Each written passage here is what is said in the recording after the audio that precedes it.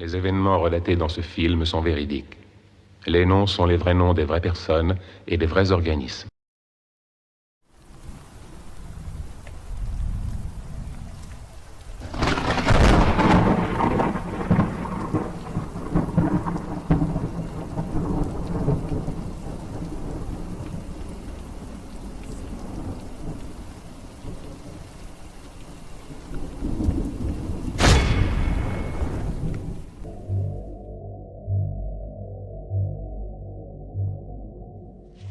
Petite? Je suis officier de police. Petite? Allez, viens, petite. Oh mon Dieu, un appareil dentaire. En 2010, Frank Darabont, le spécialiste des adaptations de Stephen King, développe pour AMC la série The Walking Dead, tirée du comic du même nom écrit par Robert Kirkman et illustré dans un premier temps par Tony Moore avant d'être remplacé par Charlie Adler. Si son passage sur petit écran transforme l'essai au fil des saisons en véritable phénomène de société, The Walking Dead est avant tout selon moi un vibrant hommage au film de 1968, La Nuit des Morts Vivants. Les auteurs s'appropriant avec brio le mythe du zombie imaginé par le grand George Romero et son scénariste John Russo. Car au final, la recette reste la même. Tu suis une poignée de survivants qui tentent d'échapper à une horde de maux du bulbe en quête de chair fraîche.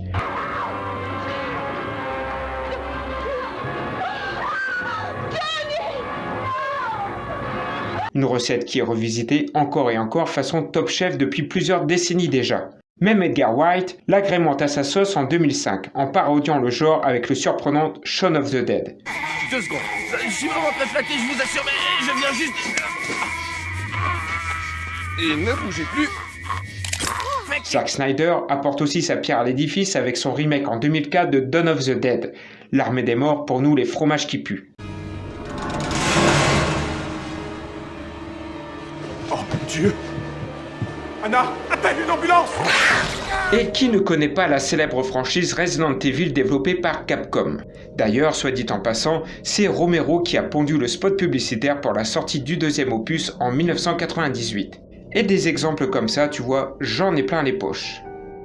Bref, dans nos esprits conditionnés par cette pop culture, on se fait une idée assez précise sur le profil du mort-vivant. C'est un modubulbe qui se déplace lentement, Il n'y en a pas beaucoup, on peut les semer facilement. et rarement seul. On sait aussi qu'il peut nous contaminer en nous mordant, ce qui a pour effet de nous rendre zombies à notre tour. Et pour finir, petite interrogation surprise, qu'est-ce qu'il faut faire pour l'arrêter? Bon, dans le film, il détruisait les cerveaux. C'est ça, il faut détruire le cerveau. Pourtant, au milieu des années 80, Endel, la boîte qui a produit Terminator, et Cinema 84, celle qui a produit Les Griffes de la Nuit, nous sortent de leur poche un petit ovni. Un film hybride méchamment drôle que je kiffe énormément. Un film qui se permet le luxe de bousculer avec succès tous les codes imposés par le parrain des zombies. Je vais te parler d'une petite pépite du cinéma d'horreur. Le Retour des morts vivants. Un film écrit et réalisé par Dan O'Bannon, le scénariste de Alien et de Tonnerre de Feu. Et le mec a foutu un sacré coup de pied dans la fourmilière. Je mets les pieds où je veux, Little John. Pour la faire courte, tu prends La Nuit des Morts Vivants et Classe 1984, tu les balances dans un shaker, tu secoues pendant 1h30 sur de la musique punk rock et tu obtiens ce cocktail d'horreur et d'humour noir servi par un casting haut en couleur. C'est souvent de mauvais goût, mais c'est tellement bon. Va te faire reculer, bâtard!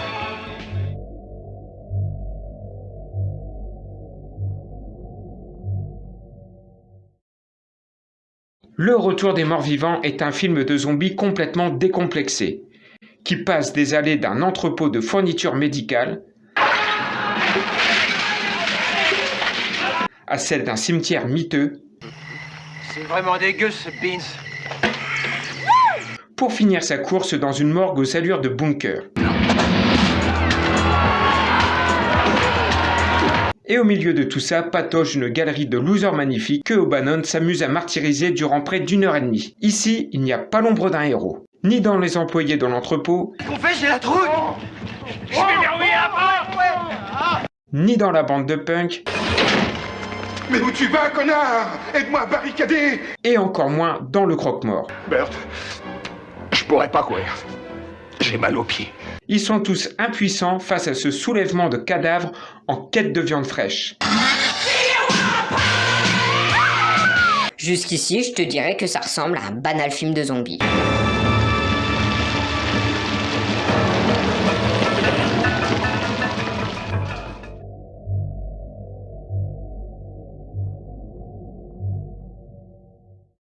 Sauf qu'ici, le profil du mort-vivant a beaucoup changé.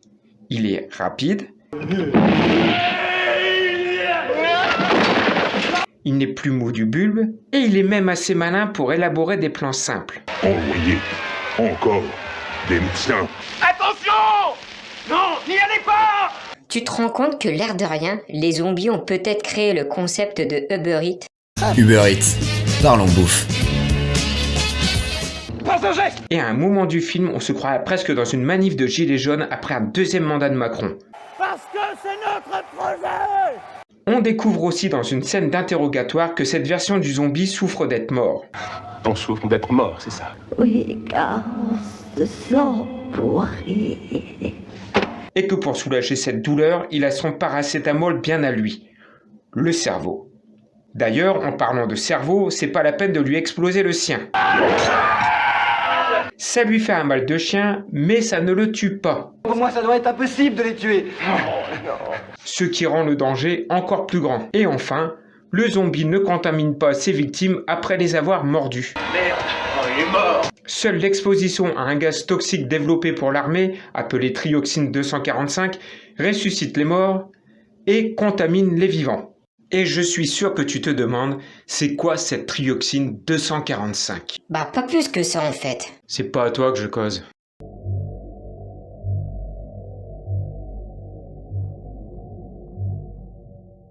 Alors, cette trioxine 245, c'est quoi? Un machin qu'on vaporisait sur la marijuana et que les laboratoires, la Darochimie, avaient fait mettre au point et développaient pour l'armée.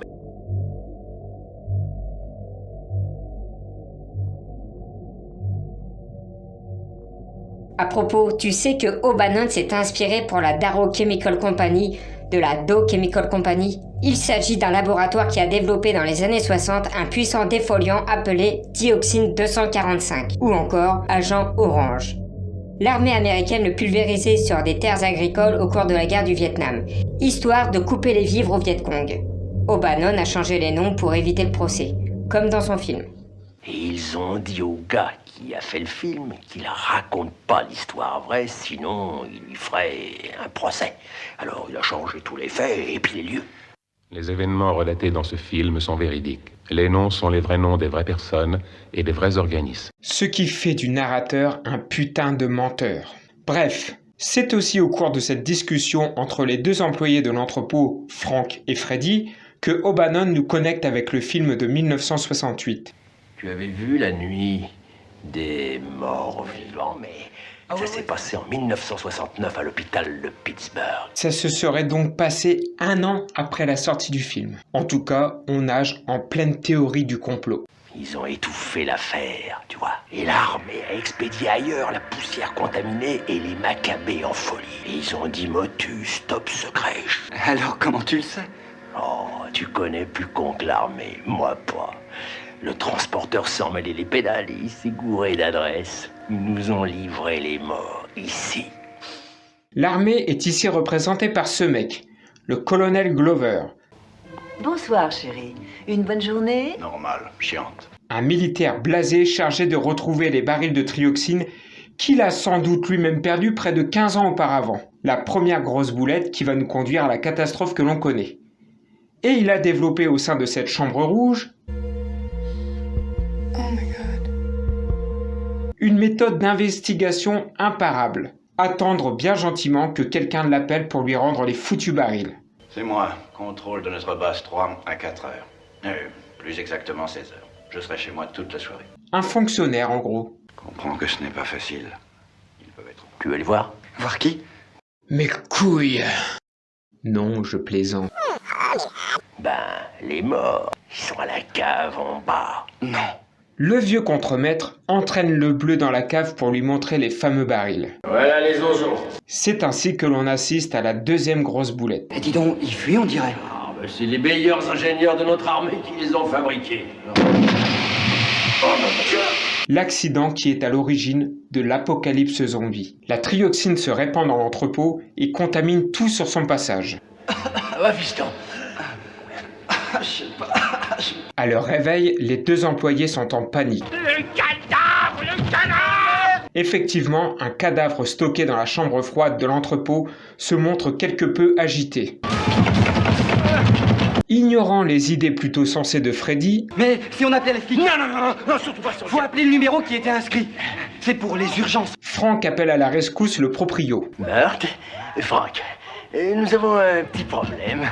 Comme quoi, hiérarchie et bon sens n'est pas forcément compatible. Et le proprio ne sera pas d'un grand secours pour eux. Mais je vais te le dire, moi, ce que je vais devenir. On va s'empresser de m'engueuler, et puis on va me convoquer à la police. J'aurai ma photo en première page, la boîte va en profiter pour me saquer et me foutre en tôle. C'est ça, mon avenir, par ta faute. Il veut juste couvrir ses arrières. Ce qui va nous amener à la troisième et dernière grosse boulette qui va tout faire basculer. Ernie a un crématorium, c'est l'idéal, Franck. Mais avant de poursuivre, nous allons faire connaissance avec les trois branleurs.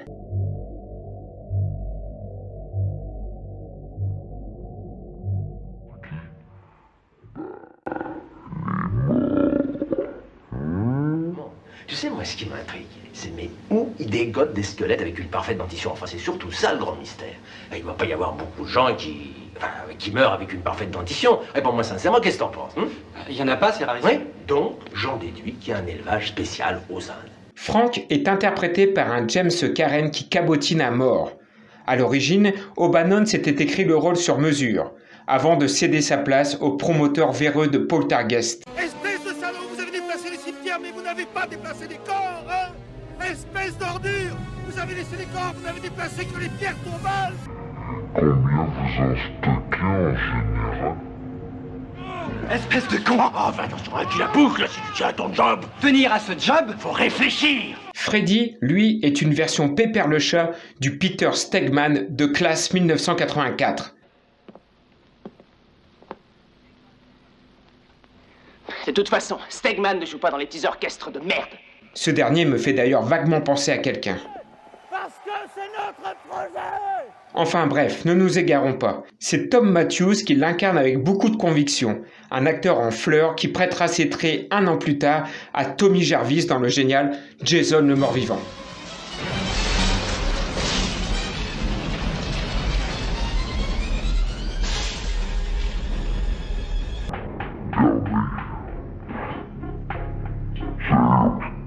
Dans un premier temps, c'est l'interprète du célèbre Frank Drebin qui devait tenir le rôle du proprio de l'entrepôt. Ça m'embête de causer de tout ça. Et comme ça s'arrange. Mais il déclina l'offre à cause de la minceur du salaire. Ça c'est du vent, tas de merde. Tu as ouvert le truc! Oh mais t'es vraiment trop con! Du coup, c'est le terrible Clou Gulager qui prête ses traits à Burt. Et je peux te dire que les crises de nerfs de l'acteur étaient très redoutées sur le plateau de tournage. Tu as pu l'apercevoir, si tu es très observateur, dans le très mauvais La Revanche de Freddy. Si tu veux un conseil, toi, ne m'énerve pas. T'as vu, il menace encore de s'énerver. Enfin bref, passons à la suite.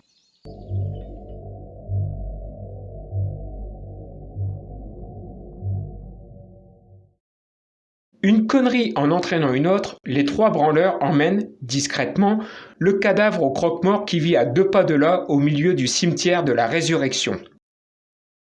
Le trio a quand même pris le temps de découper et d'empacter le corps au préalable. On constate ici une bonne organisation. Après avoir menti dans un premier temps à son ami Ernie, Qu'est-ce qu'il y a dans ces sacs? Des belettes enragées. Burt finit par lui montrer le contenu des sacs.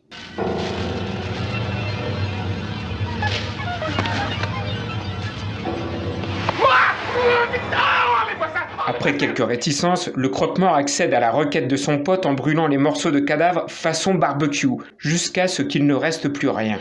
L'affaire semble réglée. Ah, je respire, c'est fini. On est sauvé, on peut faire remercier la merde. Sauf que les fumées qui s'échappent par la cheminée du crématorium déclenchent une averse orageuse. Une pluie contaminée à la trioxine qui pénètre les sols jusqu'à atteindre les trépassés. La résurrection est en marche. En attendant, faisons la connaissance du croque-mort.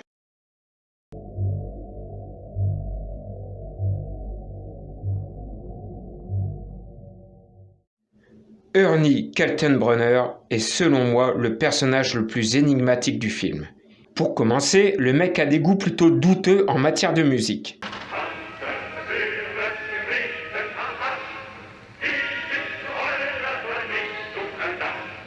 Ensuite, on le sent légèrement à cran, à la limite de la parano. C'est vrai quoi, qui se balade avec un flingue de l'armée allemande en permanence? Et son manteau en cuir, ça te rappelle pas les heures sombres de l'histoire? Excusez-moi, général, je vous avais pris pour un... Sans parler de ses cheveux blonds, de la photo de Eva Braun, d'une morgue aux allures de bunker, et surtout... Je ne vois vraiment pas ce que tu comptes en faire. Non mais qu'est-ce que tu veux faire de ça? Je veux l'examiner. On en parle de sa facilité à mener un interrogatoire? Laissez-moi le prendre, il va me servir de cobaye. Et vous êtes cinglé? Bref, si tu n'es pas trop con, tu as compris où on voulait en venir. Ernie Kaltenbrunner est certainement un nazi en cavale. Ce n'est pas dit explicitement, mais tous ces petits détails nous amènent à le penser. Ce rôle restera le rôle le plus marquant de la carrière de Don Calfa. Et si on faisait une petite pause striptease?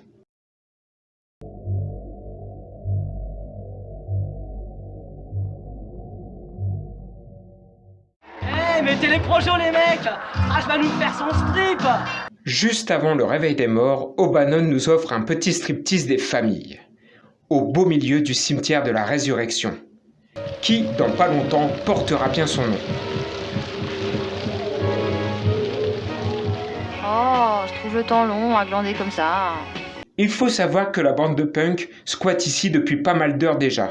Ils attendent la sortie de leur pote Freddy. Attendre au milieu des tombes, c'est toujours mieux que d'attendre dans une vieille caisse ripou. Tu trouves pas? Moi perso, je préfère la vieille caisse ripou. En tout cas, le striptease est plutôt le bienvenu. Et même si c'est glauque, c'est pas pire que les propos de la gogo danseuse Trash, interprétée par la jeune Linnea Kingley. Pense aux façons de mourir. C'est pourtant un truc vachement super, quoi.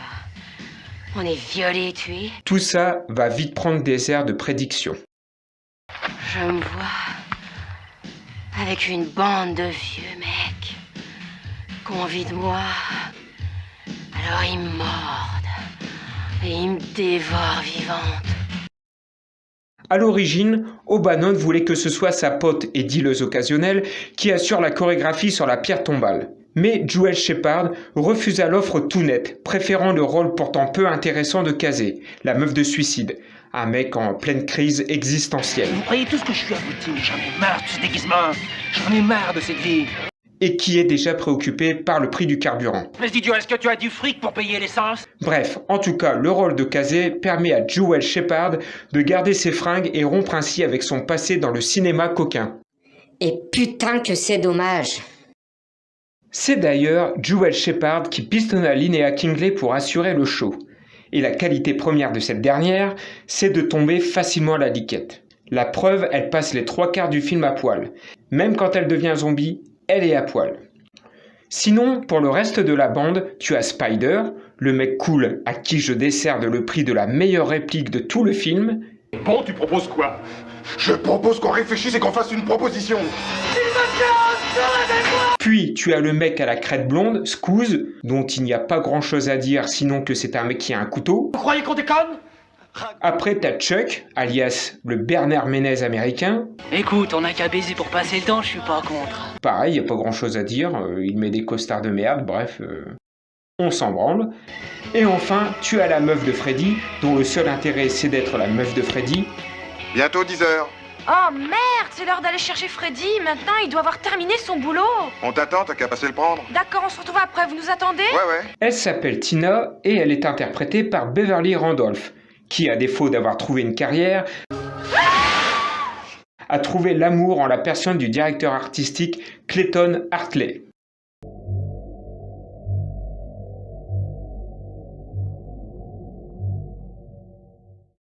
À propos, tu sais que Tom Matthews n'est pas le seul à avoir tourné dans un film Vendredi 13 ? Dans le 5e volet de la franchise, Mark Venturini, alias Suicide, y tient le rôle d'un bûcheron à poil agacé. J'ai jamais coupé de bois avant, mais ça a l'air d'être très sympa, hein. Fous-moi le camp!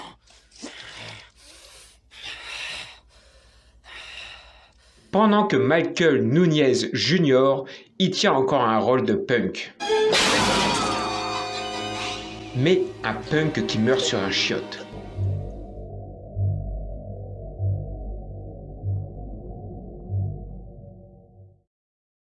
Le soulèvement des zombies commence juste après la mort de Suicide.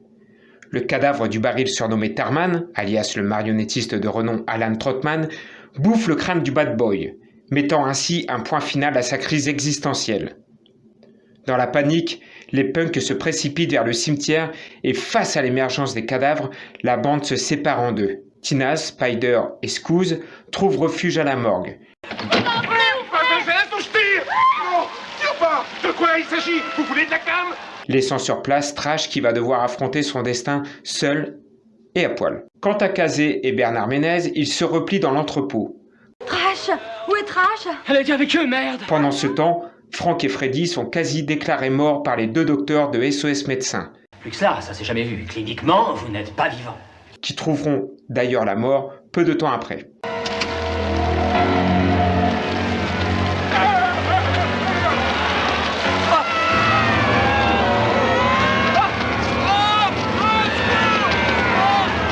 O'Bannon, dans un souci de réalisme, propose une prime aux figurants qui acceptent de manger de la cervelle de veau crue. Ah, c'est complètement dégueu.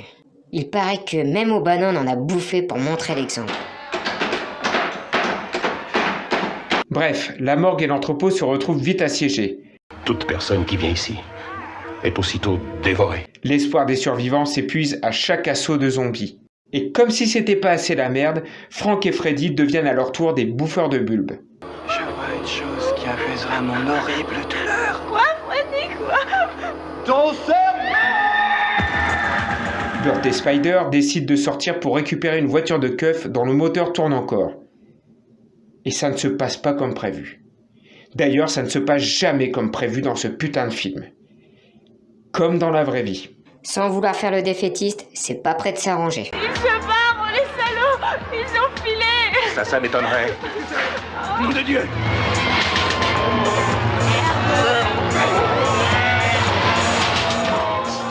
Burt et Spider n'ont pas d'autre choix que de trouver refuge dans l'entrepôt, où ils retrouvent Kazé et Bernard Ménez qu'on avait presque oubliés. Après une petite célébration, la réalité les ramène vite sur Terre. Les autres, où ils sont passés? J'en sais rien. Tu sais celui-là? Le patron de la boîte. La bagnole est naze, mec. Écoute, la mienne est là et il y a celle de Franck. Puis maintenant? Au même moment, à la morgue, Frank se fait rôtir pendant que Freddy harcèle Tina et Ernie le nazi, qui se sont réfugiés dans le grenier. Puisque je sens l'odeur de ton cerveau. Laisse-moi! J'arrive, Tina. Après avoir néganisé Tarman, Burt appelle finalement le numéro inscrit sur le baril. Au bout du fil, c'est le colonel Glover en pyjama. Ces longues années de travail acharné vont enfin être récompensées. Le militaire va, contre toute attente, régler le problème de manière chirurgicale.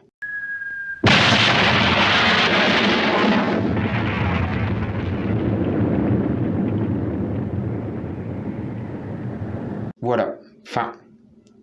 C'était bien, non? Et quand je pense que ce film est la conséquence d'une vieille dispute entre George Romero et John Russo.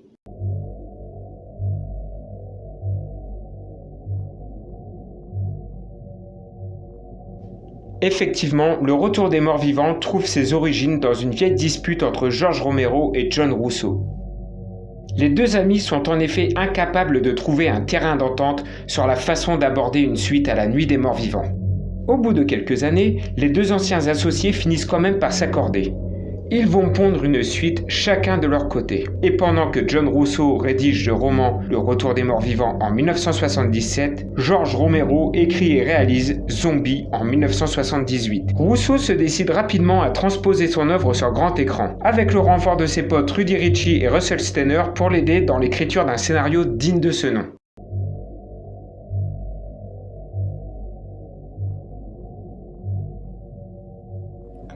À propos, tu sais que John Russo, Rudy Ritchie et Russell Stenner ont fondé avec Romero l'Attente Image, la boîte qui a produit La Nuit des Morts Vivants, film dans lequel ils tiennent tous un rôle et qui, à cause d'une incompétence du distributeur de l'époque, n'ont aucun droit sur le film. Il est effectivement tombé dans le domaine public. Le script du trio passe de main en main pour finir dans celle de Tom Fox, un producteur indépendant qui voit tout de suite les choses en grand.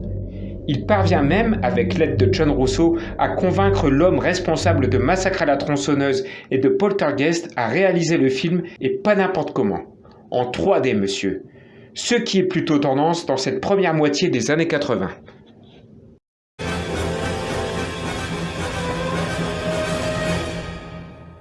Mais heureusement, le projet a pris l'eau. C'est à ce moment que Dan O'Bannon entre dans la partie. Et le mec n'est pas là pour enfiler des perles. Il renverse la table et reprend tout depuis le début. Il ne reste plus rien de l'histoire originale. Russo, Stenner et Ritchie n'apparaissent au générique que pour la forme. Mais la perte de temps que ça entraîne n'est pas du goût de Tobe Hooper, qui n'a pas que ça à foutre. Il quitte alors le projet pour réaliser Life Force. Voilà comment Monsieur O'Bannon s'est retrouvé sur le siège de réalisateur. Et en plus, la production lui a donné carte blanche. Et on peut dire que pour un premier essai, il s'en est plutôt bien sorti le Dano.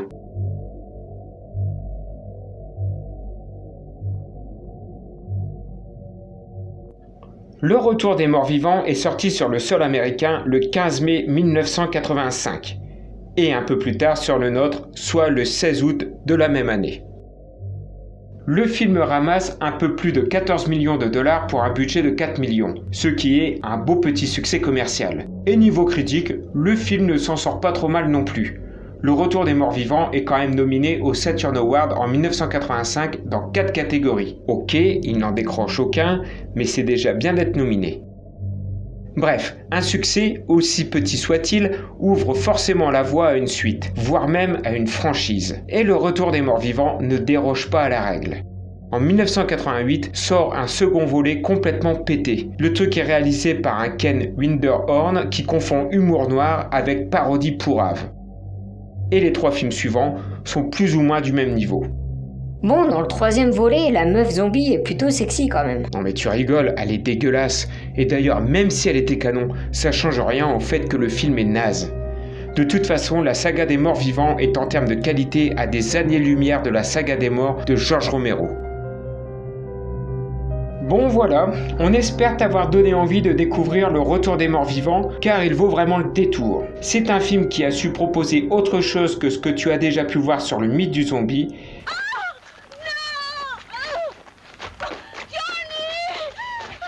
Et ce qui est fort, c'est que O'Bannon a créé son propre mythe du zombie.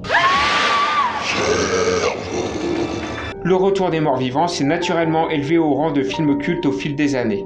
Et rien que pour ça, ça vaut la peine de le voir. Je te laisse le soin de commenter, ça me fera un peu de lecture, et tu peux aussi me lâcher un petit pouce bleu. Ça te coûte rien, mais moi, ça me refait la journée. N'hésite pas non plus à zioter nos autres vidéos en attendant qu'arrive la prochaine. Et si ça te chante, tu peux aussi t'abonner à notre chaîne. Ciao! See you later!